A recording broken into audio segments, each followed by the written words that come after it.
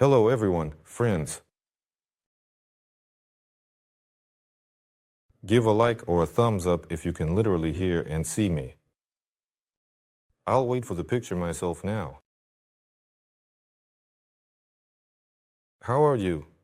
How's your mood? Spring has started here. Oh, I see the likes. The broadcast has probably started already. All right, I can see myself. So, friends, today we'll talk about the news, about what's been happening during this time. Where have we disappeared to? What are the plans for the near future? I'm sure there are questions that have piled up. We'll answer the questions. Well, I'll answer the questions. Feel free to ask them everywhere, like on YouTube, vContact, Telegram. Here I'm looking at vContact. For example, it would be more convenient for me to follow the broadcast on vContact. I think you've accumulated some questions. Yes, SOLARGROUP has posted a video. I think many of you have watched it. The video was made for us by Ivan Saidelnikov. A big thank you to him. There will be a series of videos coming up where technical aspects will be revealed. Also beautifully done. The aspect of operation in local markets, with applications, and all those ideas and insights that we asked you to come up with and share with us, we are actively visualizing them, so we are all, in a way, participating in the creation of this video. So, here's a question right away. Will we launch the dirigible in April? I still hope and expect that we will launch it in March. Today, I sent you 3 short video clips where I listed what is already being done, produced. Everything already has its timelines and schedules, and by March, by the end of March, everything more or less aligns in comprehensive detail, including all necessary details. The only primary issue we had was with logistics, specifically the logistical challenges of the necessary aviation propellers, which were quite complex, and transportation. It's the Nova 01. Today, let's have a webinar that won't be for beginners. If there are any beginners, feel free to ask your questions, and I'll mostly be addressing the veterans. We'll sort things out. Yes, I'll explain exactly what happened. So, the Nova 01 is 130 cubic meters, which we are currently building, and it's a small-scale model of the Nova 2 airship. And it's not just an external replica, but also its technical characteristics, aerodynamics, power-to-weight ratio, and so on. For this, we selected the right propellers. The propellers were foreign, Western. We could buy them in Europe or America, and we bought them in America, sent them from America to China, and from China to here. They're coming to us, and this is likely the last to arrive. So by the end of March, we will definitely fill the envelope, attach the gondola, and be ready, waiting for the propellers. Actually, we have propellers, many different kinds, and we can fly with these, so by the end of March, we will assemble it. When we will lift it into the air, I can't say yet. It will definitely be the beginning of April. Throughout April, we will be flying and testing it. Testing both the control system and, well, mostly, yes, the control system, the brains. I recently shared a video about the shell.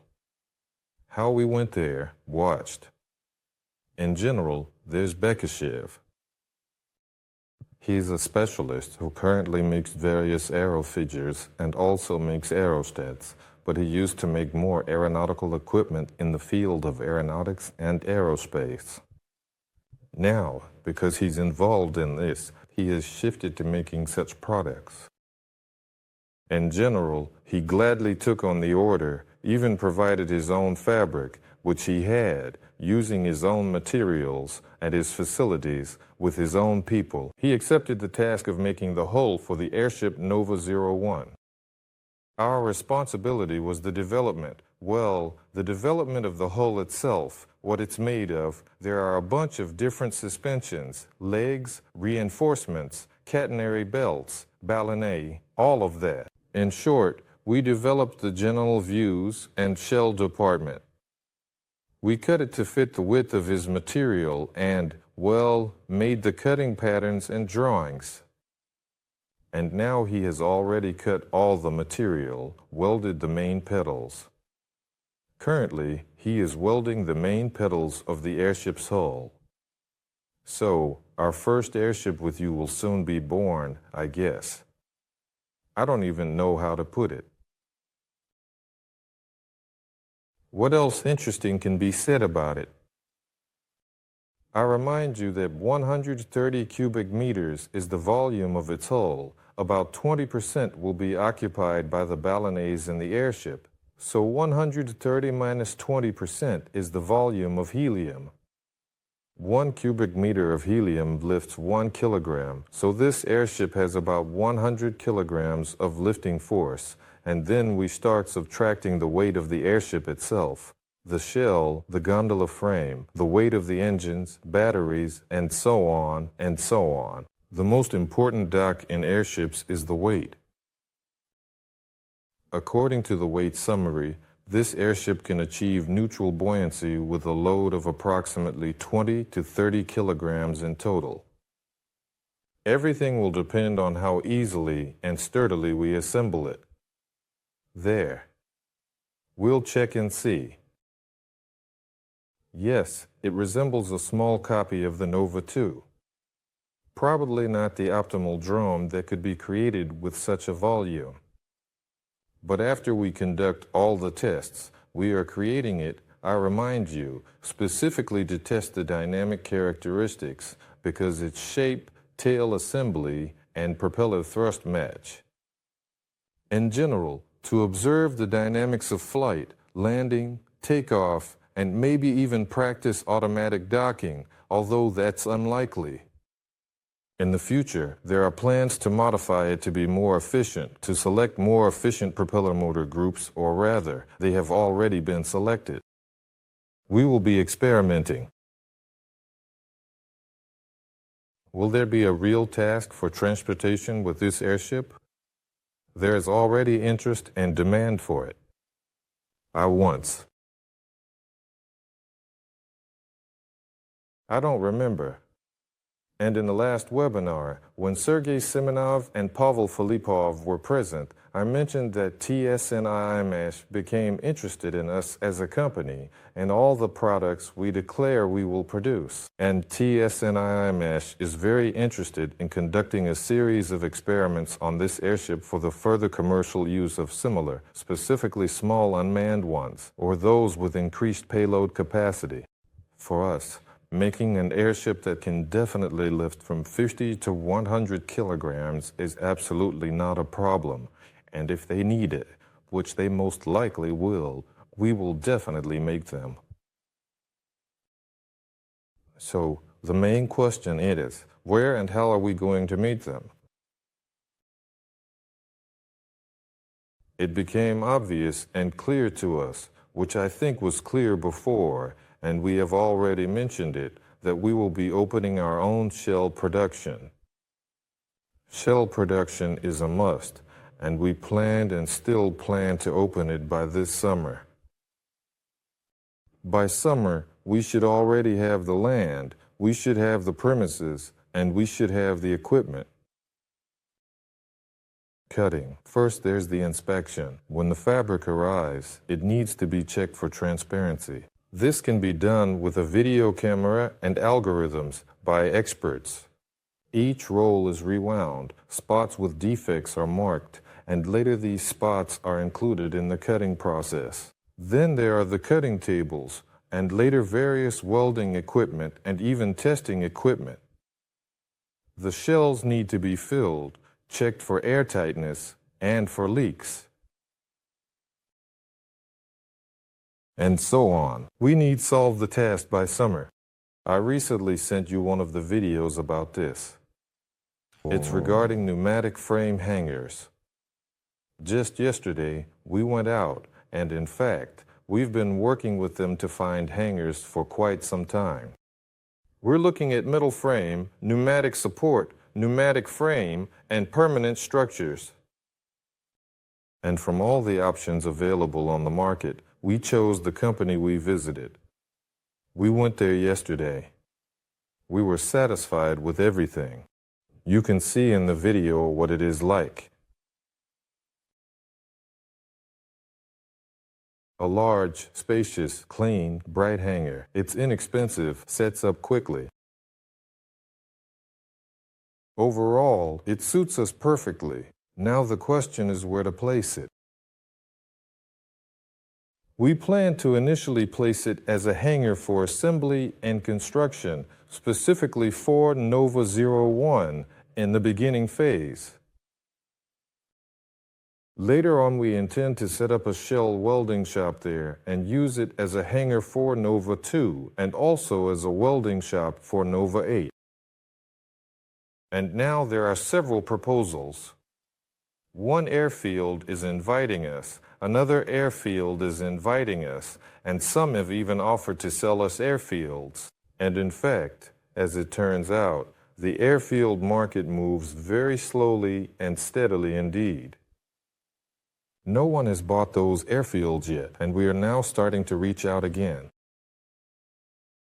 And we are at such an extremely crucial and very significant stage, really, of making a choice. Moscow region, Vladimir region, Tver region, Tula region. We understand that this is for the long term. This is forever. This will be our first airship base. Your first airship base will be ours, yours, and mine, essentially our own. And the fact that we will be going there for many years, it has to be. Well, it has to be convenient. It has to be beautiful. This place should be somewhat tourist-friendly because our foreign partners and investors will definitely be visiting. And tourists will be coming. It should be easy to work there with good transport and logistics. And there should be no factors nearby that potentially interfere with takeoff and landing, like a large airfield, military bases, or other obstructions.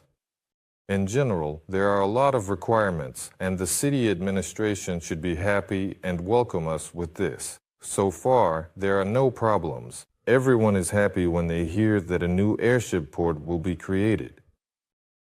In general, we are trying to find the site that will suit all of us. And now, there are about 2 clear favorites and 2 backup options. I think in the next month or 2, we will definitely make a decision and start the acquisition process. Because by the summer season, this pneumatic hangar should indeed already be on our land, so the project will have its first major acquisitions, and I congratulate us all on that.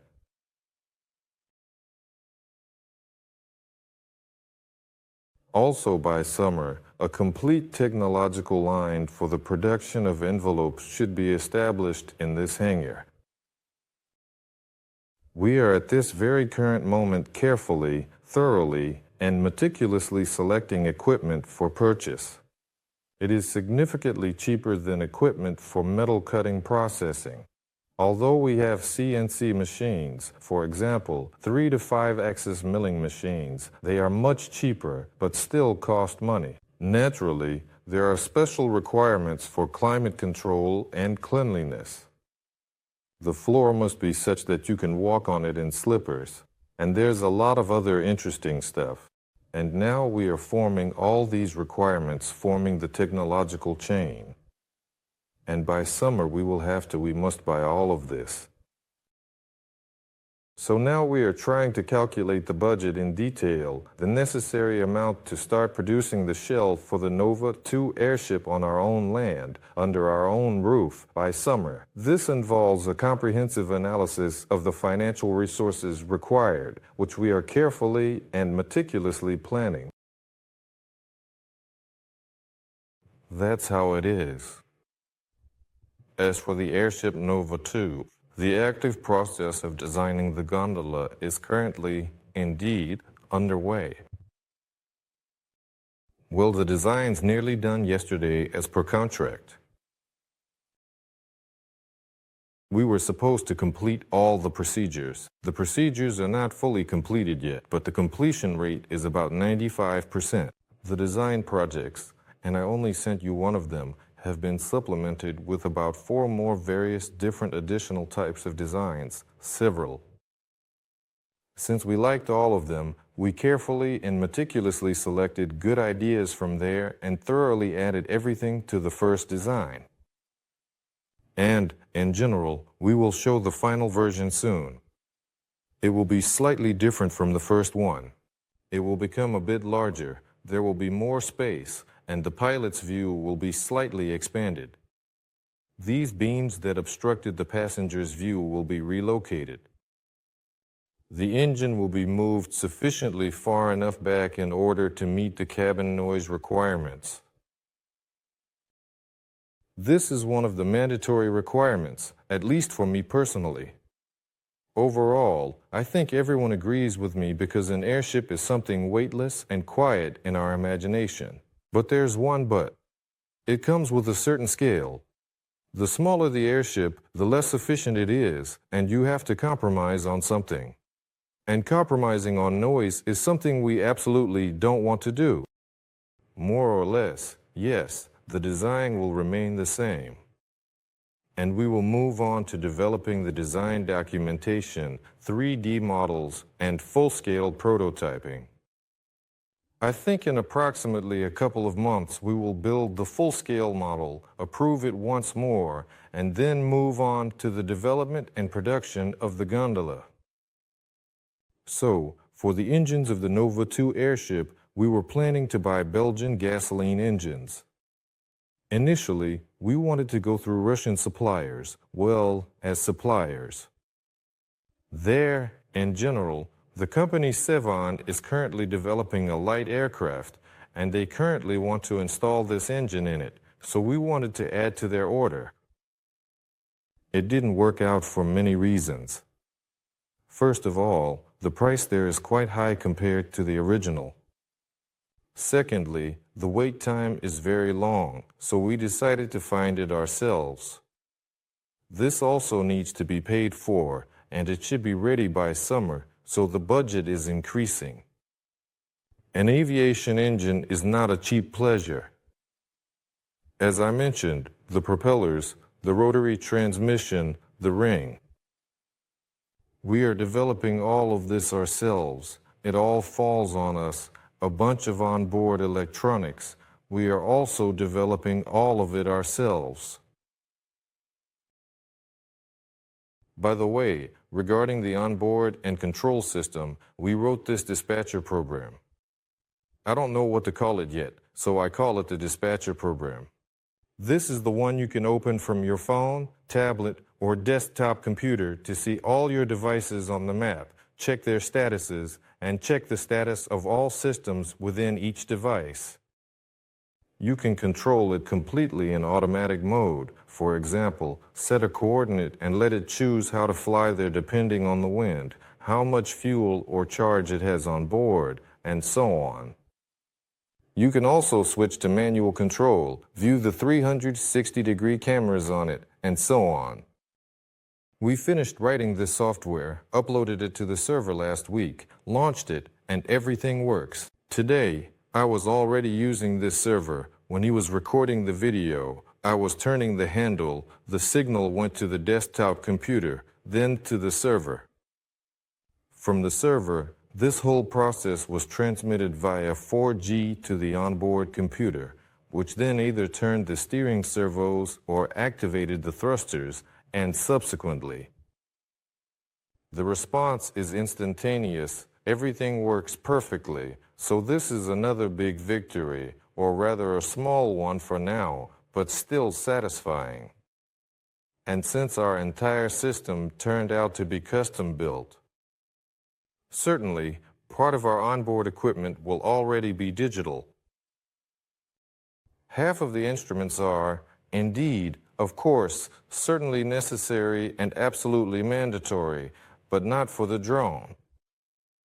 We have essentially purchased the fabric for the envelope. Once it arrives in Russia, I can breathe a sigh of relief and say that we have the fabric for the airship Nova 2. And in that batch, we ended up choosing two types of fabric. One is durable, 240 grams, another simpler, 160 grams. The 240-gram fabric is for the hull of Nova 2 airship and the 160-gram fabric for ballonets inside. We took a little more additional time to make several more Nova 01. In about a month and a half, or at most 2 months, we expect the delivery of this additional fabric. Well, after that, obviously, the land, the hangar, and the start of production of this shell. So, in broad strokes, that's how things stand with the Nova 01 and Nova 2 airships for now. Regarding the land, overall, as I mentioned, yes, we are getting closer to purchasing, or at least to deciding which plot will be ours. As for price ranges, well, you can look it up on Kin or just Google buying airfields, and overall, the prices are clear. Sometimes they differ greatly. 1 0 on the right is added or removed. Everything depends on the distance from Moscow, of course, and the viability of the airfield. There are airfields that are sold entirely along with an existing business and staff. For example, some planes are stored there, parachutists jump, and sightseeing tours around the area are conducted from there. There are also some branches that are commercially operational, and they sell the entire functioning setup. Overall, it might be more interesting to explore this option in detail, but on the other hand, not necessarily. Once we decide on this matter, I'll let you know the outcome. The airship Nova 8. This is the next one that will come after Nova 2. It will also be of the soft type. We are currently developing its concept. Its size is clear. Nova 8 is 8,000 cubic meters. This is after Nova 2, which is 2,000 cubic meters. It has been chosen. There are aviation standards. I don't remember them exactly. We need to check with our older generations, perhaps, for that. There, up to 9 people in an airplane, helicopter, or airship is considered one class of aircraft. Then from 9 to 19 is another class, and over 19 is a third class. And for up to 19 people, there will be the Nova 8, if it's for passengers or tourists, and from 2 to 3 tons over a couple of thousand kilometers if it's a drone and cargo. We are developing its main configurations. It will have a small degree of hybridization. It's not that it has a gasoline engine, but rather it's electric. That's how it will definitely be. In the airship, there is hybridization.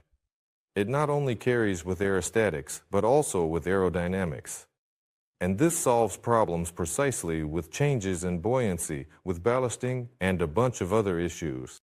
In general, a small degree of hybridization will already be present in the Nova 8. Once we finalize the concept, I'll post and show it. I believe that by March-April, everything will be absolutely clear. Vadim Zukovich wants to move on to the Nova 35 concept because he's already getting bored in his current role. Nova 01 developed and in production. Concept for Nova 2 approved. Moscow Aviation works with the gondola and Ruslin. The shell developers are working on the shell. The supply department is looking for components. Now he has moved on to Nova 8. The concept for Nova 8 has already been formed, but not approved. And he is already eyeing the new 35. Will the airship launch be in Tula? Definitely not. There will be no launch in Tula. Nova 01 will most likely be in Kirshak with a 99% probability. By the way, one of the plots we are considering for purchase. As for Kirshak itself, we are not considering it yet. It's too small for us. Even 4 Nova 8 it's too small, and 4 Nova 35 it's impossible. We immediately look, if we are considering a plot, it should fit the 35 and maybe even the next one. And just now we looked at one of the options. There in Kierzhek, there's a parachute research institute or something, and right on the border of the plot there's an industrial zone. It's even mentioned in the ad that it has access to the operational airfield there. The airfield is large, and we are considering this plot too, but it's far from being a favorite at the moment, currently. In which regions are we planning to buy land? Well, I roughly mentioned, of course, the Moscow region. It would be luxurious to be not far from the center, but we are also considering the nearby regions. For the first airship base, definitely somewhere around here. Moscow and the surrounding regions for the subsequent ones, I think we'll need to do it in each region. The further south, the better. But if it's to the north, then to the north. Because airships are mainly a service for the north, it's related to the territory. Africa relates to the territory. And Latin America relates to the territory. In general, in all developing countries. As for Russia, we'll see. There is active work going on with the north. As I mentioned before, there are already customers for airships with existing cargo. They are interested in austere airships for one specific task. The task there is the construction of these roads on supports, slightly. To transport supports. A lot of supports need to be transported. And several airships are needed, probably dozens. They need to be serviced and stored. So, at some point, we'll also have to start working on such large-scale projects. Fedor, if it's not a secret, how much did the airship cost, including the software? Not secret, haven't calculated. In fact, if we consider outsourcing the production of shells of this particular size and specification, the market generally provided us with more or less the same costs, which were estimated to be around 1,000,000 rubles after thorough market analysis and comprehensive cost evaluation. So, to manufacture a 17-meter airship, 130 cubic meters, according to our conditional drawings with their material, it costs about 1,000,000 rubles. With their work. If we were to manufacture it ourselves, it would cost us, well, the cost of the material plus, overhead salaries and so on, it would probably be about 3 times cheaper. But it's of marine fabric, and if they also manufacture the fabric, then it's at the cost of the fabric. Here, yes, it all comes down to how you calculate it, and many economic models are built, and there's a standard calculation. If we now take the salary of the entire office, plus all expenses for acquiring related equipment, and indeed include all of this in the cost of the airship, then it will naturally turn out to be golden. But if you consider its serial pure production, indeed, that won't be the case. I'll calculate and tell you on average how much it costs. In general, there's no secret there. Engines, batteries, controllers, all of this was purchased, well, naturally at the best market prices, but they are still market prices. Fabrics were purchased, and I didn't understand why they were the most expensive. There are high-tech items, like controllers, engines, computers, that's understandable. And then there's an aluminum pipe, and the aluminum pipe was more expensive than the entire control system. Just buying an aluminum pipe to make this aluminum frame, plus the gondola, plus the tail assembly, and some other materials. The software cost us the salary of a couple of IT specialists over how long? 4 months. So, in Antarctica, will we be able to transport cargo to the Vostok station? Vostok station is indeed in the south, if I'm correct.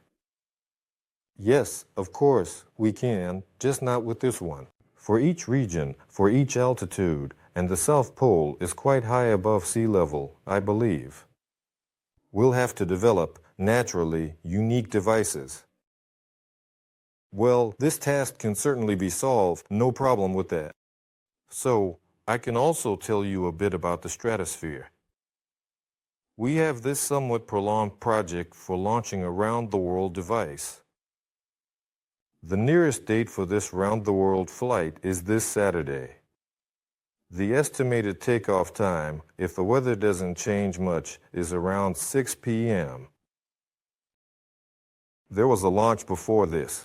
It was on February 23rd, and the next weekend a launch was planned. It was intended to be a round-the-world flight, but with some reservations. And it didn't happen, not because we weren't ready for it, but because a real force majeure occurred. Not even a force majeure, an unusual situation, I'll explain. It felt wrong, so it was not covered or written about.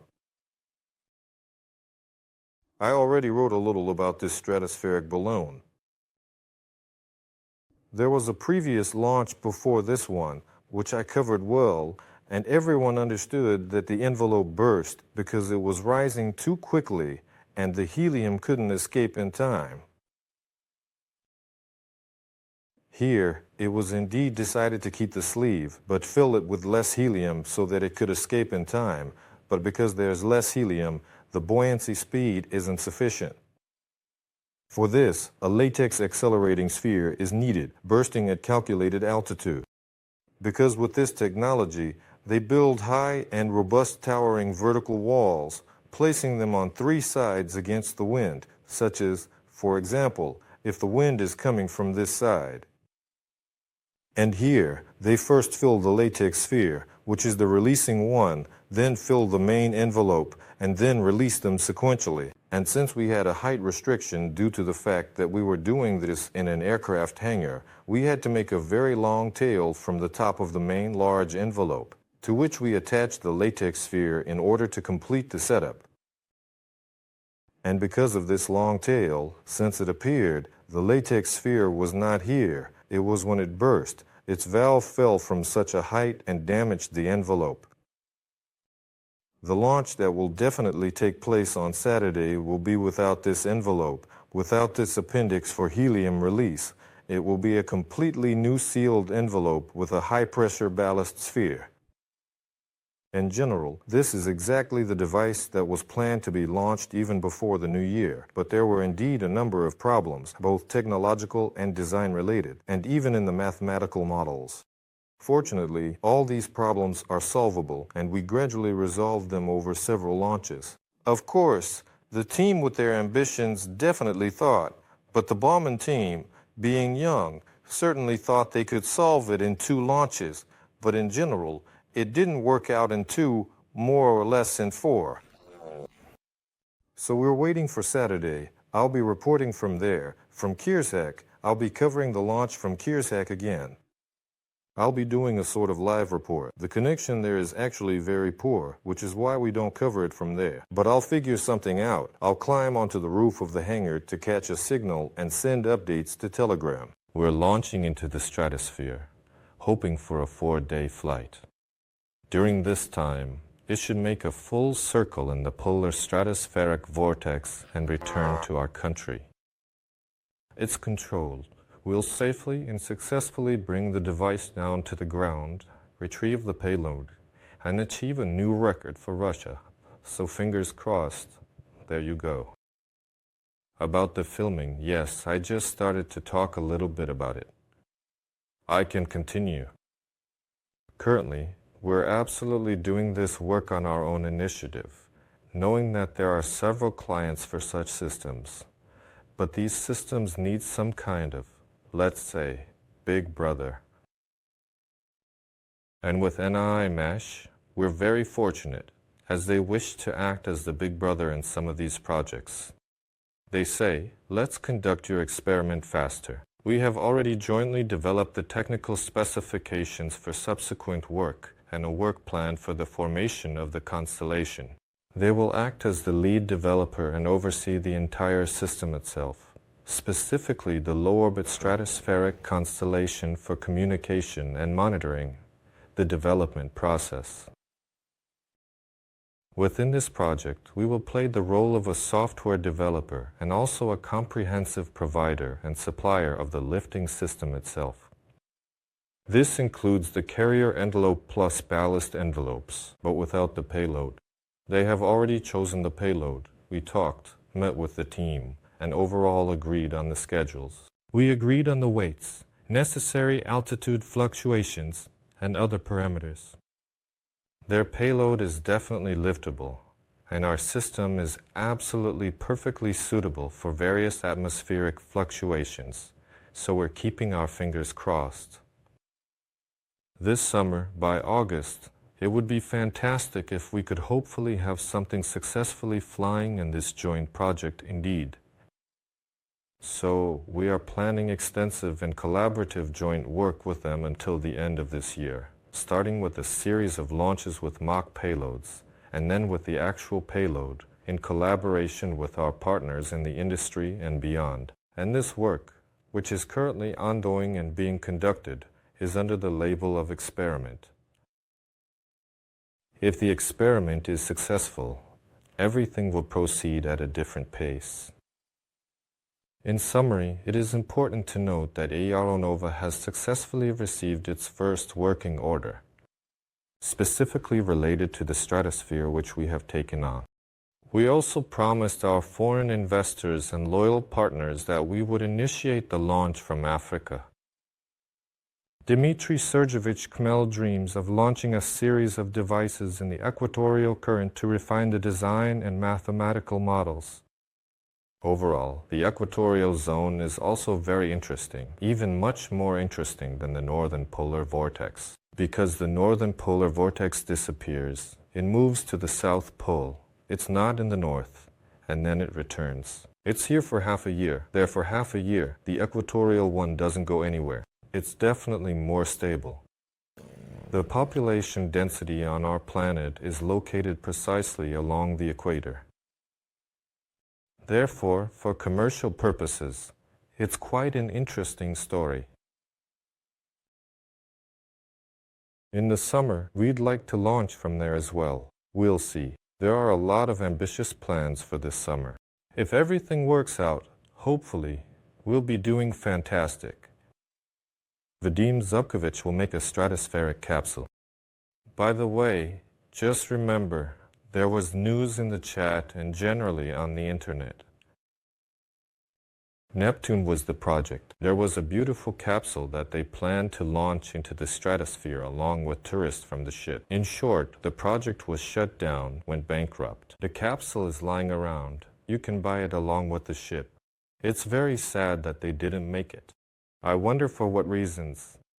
And no, Vadim is not developing a stratospheric capsule, although he participated in the Google Loon project, which made long-drifting stratospheric devices for providing communication, also in the equatorial zone. And he has a lot of developments currently. A lot is being done based on these developments here, but he doesn't want to venture into the stratosphere. Vadim Vasilyevic has fully immersed himself in airships, saying, "Finally, I'm doing something serious. Finally engaged in what I've always dreamed of and generally worked on." In the chat, proposals came from the Kurchatov Institute, and they caught the interest of Aeronova. Anatoly, I read everything, but wasn't a concrete proposal. I skimmed it. There's a lot of text. I completely understood that there is, in fact, a Chinese partner who, based on Roscosmos and in collaboration with the Kurchatov Institute, wants to develop the production of basalt fibers and further materials. Among them, I didn't see the proposal from Kurchatov's Aeronova. I'll read it in detail. I gave it to Khmel. He said he will definitely explain what's there in a couple of days. But overall, basalt fiber, basalt threads, basalt fabrics, and composites based on them are a very interesting direction. In terms of cost, it is undoubtedly significantly cheaper than carbon products, and overall, even cheaper than fiberglass. It seems to be better in quality than glass, maybe in some aspects slightly worse than carbon, in others slightly better. Very interesting. But naturally, I want some finished products already, not to start from the ore. But it seems like this direction is developing very dynamically, and we really hope that we will have something in Russia so that we don't have to drag it abroad. because now some of these customs wars have started. As many of you might see in the news, everyone is increasing rates, and it's quite expensive. So either it's about basalt, or just point me directly to where the specific proposals are, or let's wait until Dmitry Sergeyevich studies everything thoroughly. But in general, we are ready to work with basalt, of course. So, how much does this pneumatic hangar with a video at 60 meters cost? And will our largest airship fit in there for assembly? Or will we need an even bigger hangar? As for the cost, I don't know. It was a commercial offer after all. If I mention it now, maybe that company sold the hangar to someone else for a bit more or less, so I won't say. It costs 5 times less if made from metal structures. We calculated, with sandwich panels cladding, it cost over 100 million, and this one is 5 times cheaper. Nova 2 will fit in there, and then Nova 8 envelope can be welded, filled, and tested, but it won't be possible to hang the gondola. And yes, naturally, we will be building a large permanent hangar for Nova 35, and all the others will move there too, while this one will remain as an envelope production facility, because its service life is up to 30 years. For now, that's the strategy. There is a city without a road connection to other cities.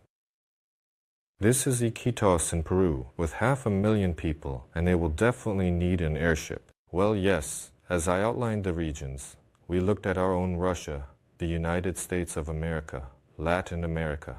India might also be interesting, and the Asians will figure it out themselves. So, overall, South America, Africa, Russia, and of course the Arabs, but there it's more about luxury tourism. Regions enough for the next 100 years. Was there a delay in the antenna and the Baroda developments? They did not push back the antenna and the Baroda developments. All of it will be used on the Nova 2 Plus because these are quite powerful systems, quite significant, and there's no point in using them on something small, but they will be useful on larger ones. And it will also be useful for the stratosphere, specifically in the upper layers of the atmosphere, and this payload can be used as part of the stratospheric grouping in the context of various scientific and research purposes.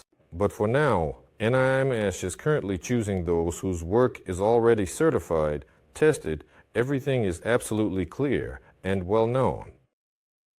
However, they are not yet familiar with the Baroda development. But we are actually not against it. We don't need to be fully responsible for the entire complex, and TsNIIMash can take the lead. Let's cooperate then. If we're cooperating, it's great that we have our own resources. We'll use them. Are you going to develop a helium inertial flywheel? So far, my imagination has only spun the entire volume of helium, and indeed imagined that it might possibly have some effect. I don't know. Something like a gyroscopic effect for stabilization. God knows. We need to look into it. I'm not a specialist in this. Tell us about your vision and the principles of automatic mooring for the Nova airships. In fact, different dimensions and different airships will moor differently, such as various types of. There will definitely be temporary mooring, for instance, if it's for passengers, for boarding and disembarking, for loading and unloading. It will definitely moor at the lower point, meaning where its gondola is, where the people are, with certain dimensions of the gondola integrated into the whole. And it will moor at the lower point, conditionally stabilizing itself with engines, possibly even pressing against the wind or back to the ground. This will be temporary mooring. Permanent mooring will most likely be on a medium or high mast, typically. A high mast is very good when we have a lot of space and no strict requirements. A medium mast is better if there are requirements for the size of the area around which to weather vane. In the future, we will naturally, seamlessly, and effortlessly transition to weather vaning around the geometric center to occupy minimal space. But the airship will have to weather vane. It's a mandatory function. There's no way around it. I can explain in more detail a little later. Our airship Nova 2 is being developed specifically for experimental testing of several mooring, parking, and ground storage methods. It turns out that Vadim was the chief designer of the 30 Australian dollars, and he worked on smaller devices together with Boris Alexandrovich, and they already have experience in understanding how it should be. Naturally, all of this needs to be built and practically tested, and new ideas are emerging. Ruslan has come up with a lot of ideas, so we'll see what happens. I don't know how to explain it. You need to include a presentation and show 3D models.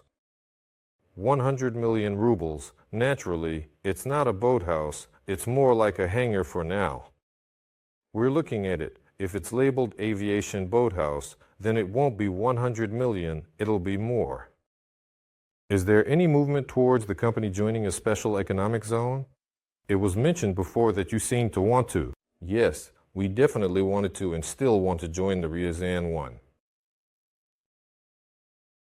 To get into the Ryazan economic zone, it's an aviation cluster. It's what we were talking about. We have an agreement with them, and we have a complete set of documents that need to be prepared, and we've probably already prepared a large part of it for joining them.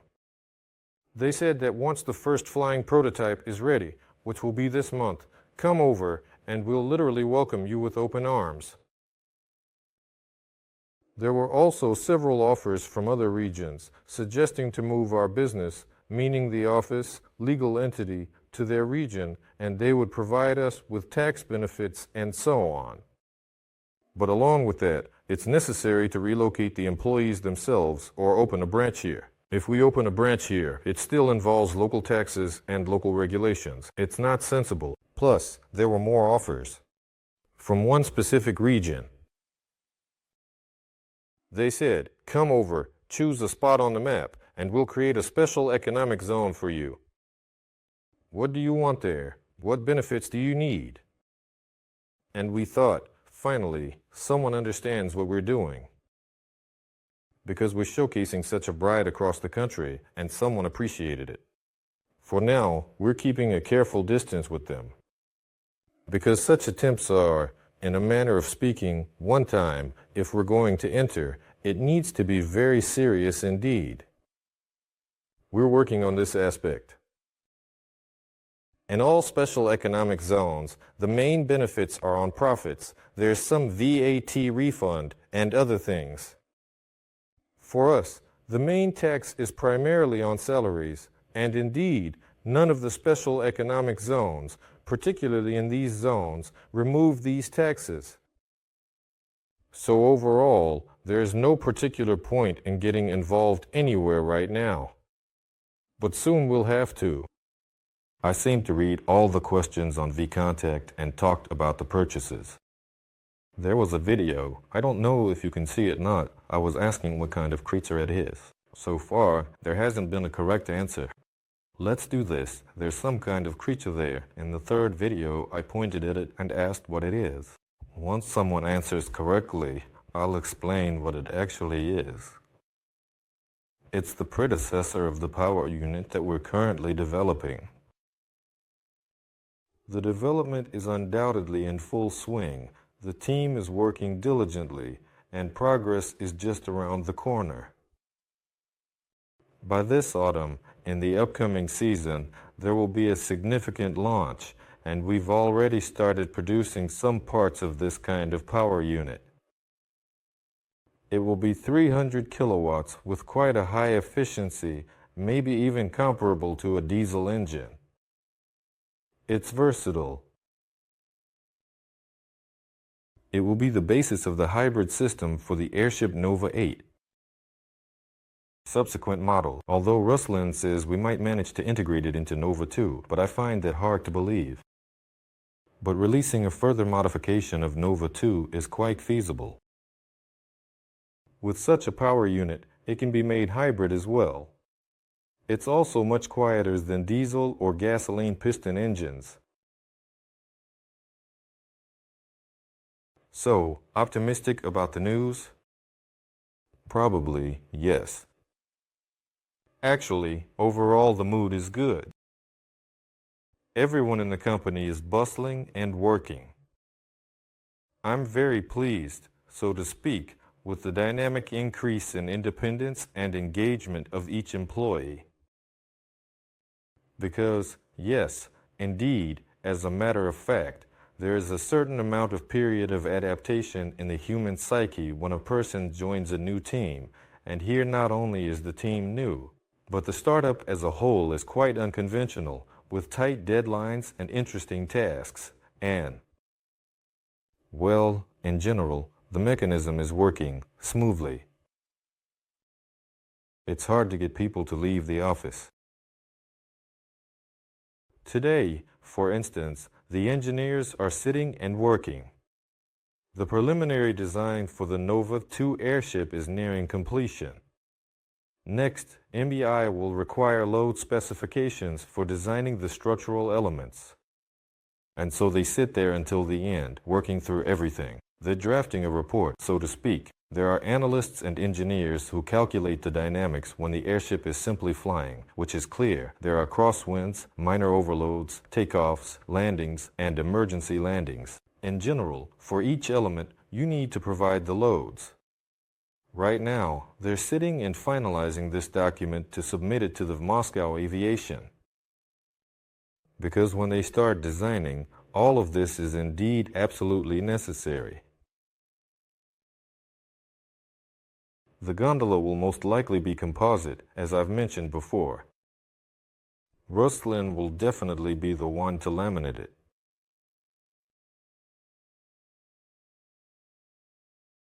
More questions. What should be the rate of funding inflow to ensure the project progresses according to plan and schedule? Currently, there is no financial shortage. Everything is proceeding independently of money. Right now, the timelines are being set based on capabilities. By summer, it would be perfectly ideal to significantly increase the monthly inflow by at least 1.5 times to achieve all our plans and to ensure the smooth construction of Nova 2.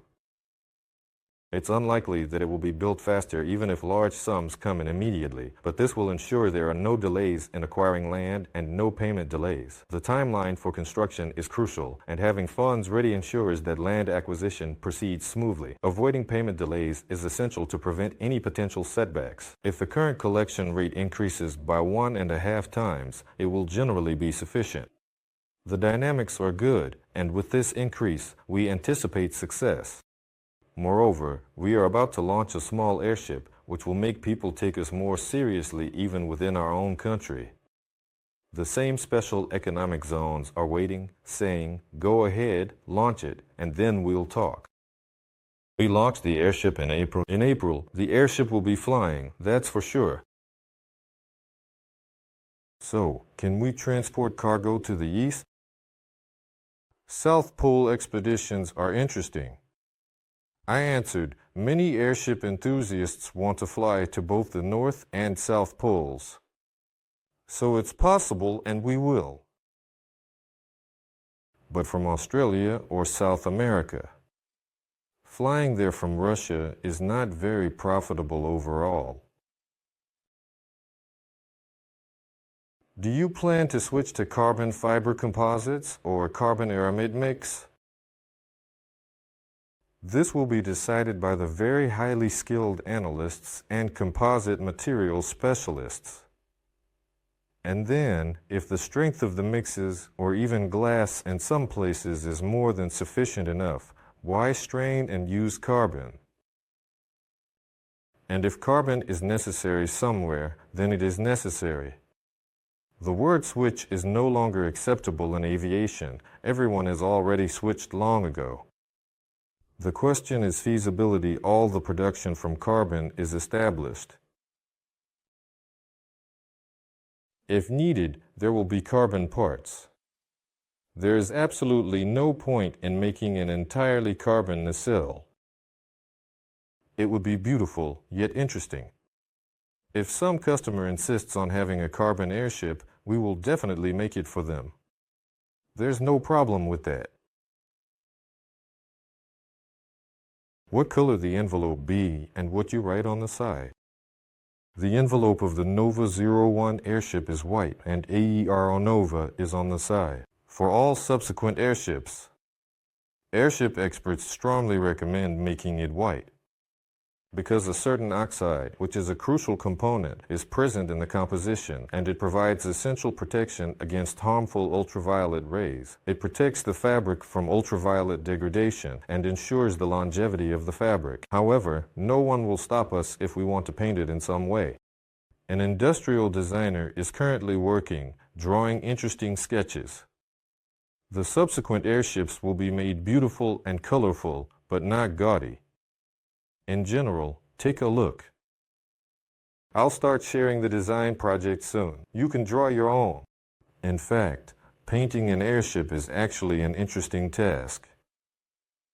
If you have the makings of an artist or designer, or if you are a professional artist or designer, draw an airship and make suggestions.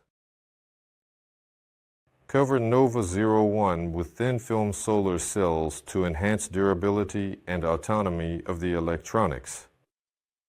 On Nova 01, it's unlikely. On Nova 02, it's already possible. On Nova 08, it's mandatory. And on Nova 35, it's quite natural and unquestionable. Currently, in China, they have developed a remarkable and groundbreaking technology. And our partners are already offering even the advanced spraying of solar panels with an impressive efficiency of up to 30%. But there are indeed numerous and specific requirements for the surfaces on which they can be effectively applied. And overall, Nova 35 is indeed already being considered from such modular blocks with sprayed panels. It will be quite fun and indeed very futuristic there. Chosen power unit for 2-tonner? Yes, we have decided. They have issued invoices for the payment of these engines. We will be taking 2 engines and 1 complete repair kit. They're waiting for payment, but we haven't paid. We are looking land. We need to choose the land based on climate parameters, altitude above sea level, winds, air frequency, magnetic fields, stars. Overall, yes, that's how we're looking at it. You can look at the wind map. There are specific zones marked where there are typically the least winds on average throughout the year, and where there are the most winds. We even look according to such maps, but we don't have much choice.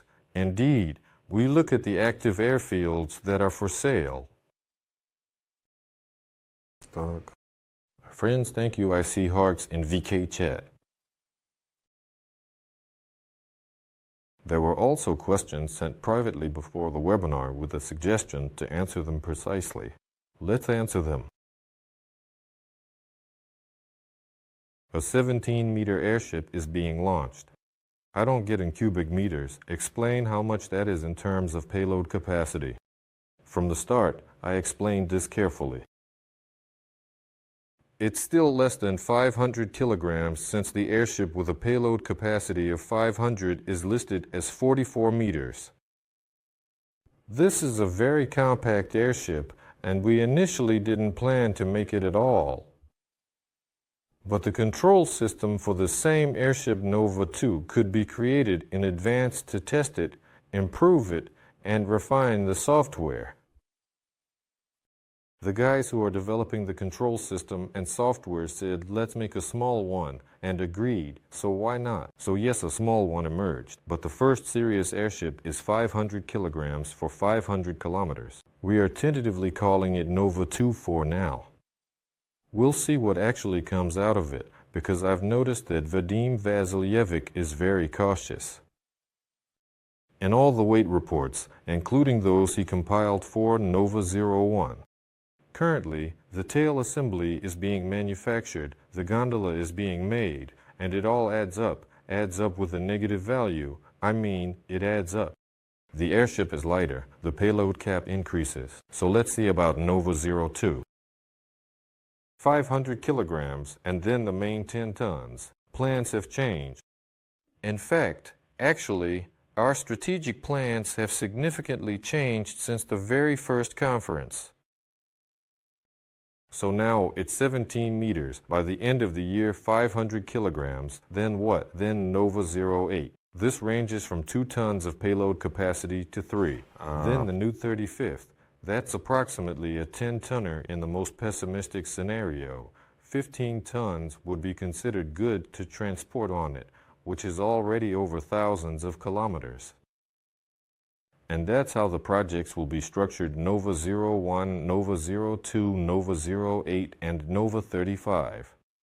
Here they are, 3.5 types of airships. Each will have several modifications, including passenger, cargo passenger, and unmanned, but these are specifically types of airships. The first 2.5 will be of the soft type. Nova 35 will already be of the rigid type. It will already incorporate all previous developments, with unmanned systems and refined solutions for parking, mooring, takeoffs, and landings. And in terms of hybridization in 2 directions and the power plant, and there the lift capacity is aerostatic plus dynamic and a rigid hull. This will be the flagship device that combines all the solutions, and in the future, it will be the one to scale up. There will be 10 tons, then conditionally 60, 100, and more. And this is unlikely to be within the framework of a crowd project. The company will already be able to develop this independently. It is stated that profit is planned. Can you explain when dividends will be paid? Further calculations of the cost per share, per stock. This question is better directed to Pavel Filipov. Profit. The profit that was planned annually, we previously calculated based on sales. Yes, airships. This is the most minimalistic calculation. Previously, there was information that the company would be able to earn from selling airships. This calculation was based on the sale of 10-ton units in a certain quantity from 12 to a little over 20 per year, plus simultaneously selling 8-ton and 2-ton units, and this figure was calculated. But here, in the questions themselves, there are answers. As Alexander Nikolaevich Kirillin and everyone in aviation have said, for every ruble invested, you get 10 rubles from development, 100 rubles from production, and 1,000 rubles from operation. Naturally, operating airships is one of the most profitable niches, and Aeronovo will not stray from it. Because even to sell an airship, it needs to be sold with some operational experience. To gain this experience, we will have to use and operate them naturally, and overall, it's a necessity for the business. So the profit calculation, like the business plan, was initially done in broad strokes and was extremely pessimistic, slightly.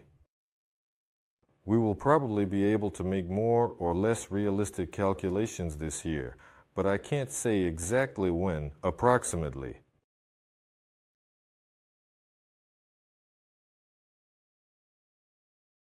Regarding whether the company will be able to earn money even before the project is completed and what will happen with these earnings. Will they be used for dividends or will they be reinvested? Will the amount of the crowdfunding be reduced by the same amount then? That's a good question. If significant earnings are indeed received and through electronic voting people decide, let them go into the business. Let's collect fewer shares and reduce it, then that's how it will be. All these questions related to shares and their value, it's better to ask Pavel. In these Thursday webinars, I am an employee of AeroNova. As for how all this will be paid out, well, probably through the personal account. Most likely, this is the simplest and most transparent mechanism until the company is incorporated. And then everything will follow the well-trodden path. In a webinar, it was hinted that the crowdfunding will be short. Yes, it was hinted. This was during the last webinar with Sergei Semyonov and Pavel Filipov. Many understood that there are interested large investors who can quickly finance the project so that it doesn't drag on. And is that why Sergei said the company is planned to be international? No, that's not why Sergei said the company is planned to be international. The company is international.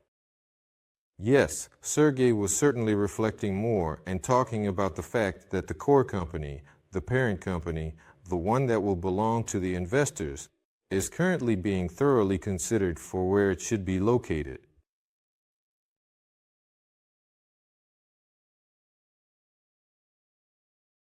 Because listing it on the stock exchange raises the question of which exchange, the Moscow one or not the Moscow one. If public, better in America, clear. That's what Sergei was talking about. And regarding a major investor, yes, there are several proposals from major investors. And we are considering these proposals, looking specifically at the interactions game, how to make it all work. The amounts are certainly already quite large. It's highly unlikely that it will significantly speed up the project's financing right now. They're not that large, but noticeable, and there are several people involved. Probably, if in SOLARGROUP we break down the stages by the amounts collected, we will definitely skip over 5 stages. And a personal request. I absolutely love the airships on our main page. Is it possible to buy a figurine like the ones in the office? Yes, we will make the figurine soon, and everyone will be delighted, including ourselves.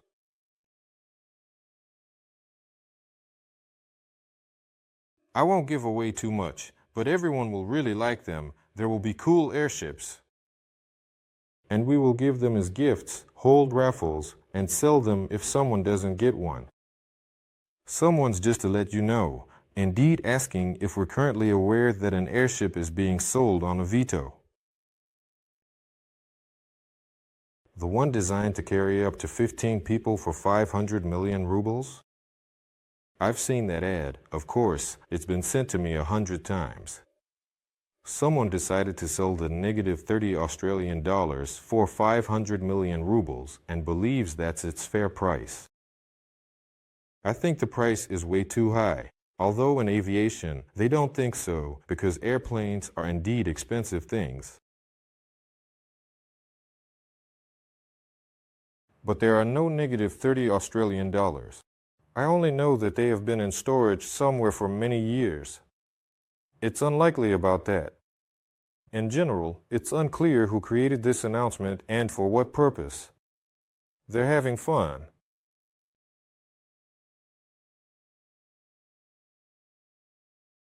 Okay, Sergei Mazin replied. Sergei Mazin doesn't count. He responded about the power unit. Sergei Mazin is aware of what this unit is. If Sergei Mazin disclosed the company's secrets somewhere in public chats, we will talk to Sergei Mazin separately. So, friends, I don't see any more questions for now. Overall, I've told you everything I more or less wanted to share. Webinars on Thursdays.